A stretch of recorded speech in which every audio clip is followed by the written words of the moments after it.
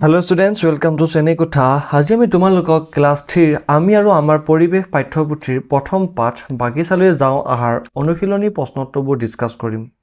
আজি আমাৰ ফাৰ্স্ট প্ৰশ্নটো হৈছে যে উত্তৰ লিখা ক চাৰিবিধ বৃক্ষজাতীয় উদ্ভিদৰ নাম কোৱা।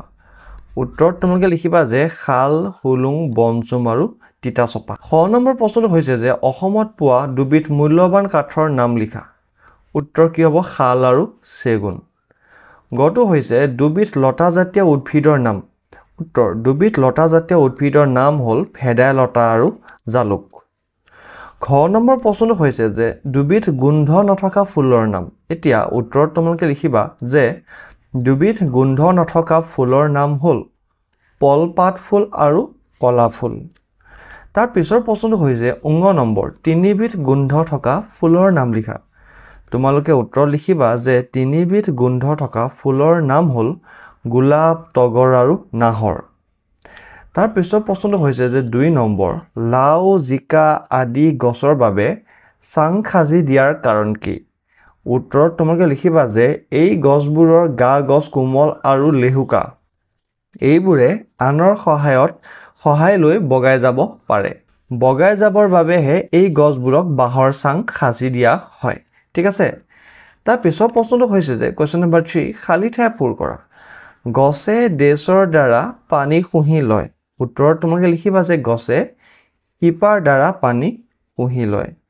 খ নম্বৰ প্ৰশ্নটো হৈছে যে মৌমাখিয়ে ফুলৰ মৌ চুহি দেশ তৈয়াৰ কৰে। উত্তৰ কি লিখিবা তোমালোকে মৌজাল তৈয়াৰ কৰে। গ নম্বৰ প্ৰশ্নটো হৈছে দেশ আমাৰ দেশৰ ৰাষ্ট্ৰীয় ফুল। এটা আমাৰ ৰাষ্ট্ৰীয় ফুল কি পদুম ফুল আমাৰ দেশৰ ৰাষ্ট্ৰীয় ফুল লিখিবা।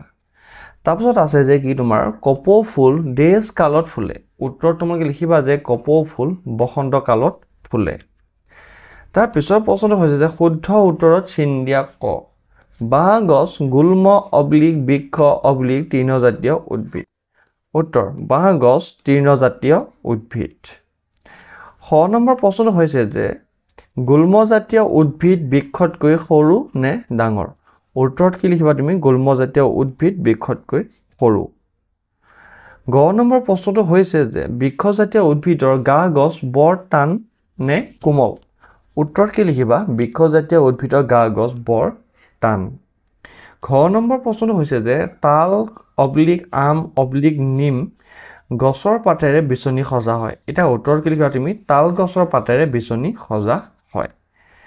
5 নম্বৰ প্ৰশ্নটো হৈছে পাৰ্থক্য লিখা বৃক্ষ আৰু গুল্ম। এতিয়া আমি বৃক্ষ আৰু গুল্মৰ কি লিখিব লাগে পাৰ্থক্য লিখিব লাগে। উত্তৰ লিখিবা যে বৃক্ষজাতীয় উদ্ভিদ বৰ টান।